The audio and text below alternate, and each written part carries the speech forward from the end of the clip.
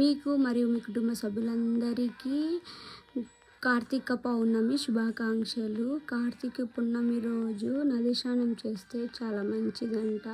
ఒక్కసారైనా నది స్నానం చేయాలి కార్తీక మాసంలో. అందుకని నేను మా తమ్ముడు స్వామి కలిసి నదికి వెళ్ళాము. మాకు చాలా దగ్గరలోనే ఉంది పాపాగ్ని నది.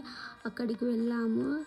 నది స్నానం చేసి గౌరమ్మను పూజించి అలానే నదిలో దీపాలు వదిలాము. చూడండి, దీపాలు వదిలేసి మన మనసులో అనుకున్న కోరిక దేవునికి చెప్పుకుంటే చాలా మంచి జరుగుతుందంట. అందుకని దీపం వదిలేసి నా మనసులో కోరిక కోరుకున్నా.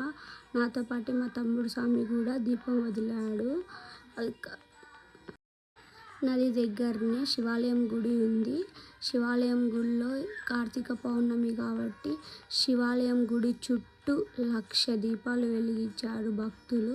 చాలామంది ఉన్నారు. అసలుకి ఇసుక వేస్తే కానీ కనపరానంతమంది భక్తులు ఉన్నారు. చూడండి, మీరు కూడా చూసేయండి. అలానే నా ఛానల్ని సబ్స్క్రైబ్ చేసుకోండి. ఒక లైక్ కొట్టి వెళ్ళండి. ఓకేనా ఫ్రెండ్స్, బాయ్.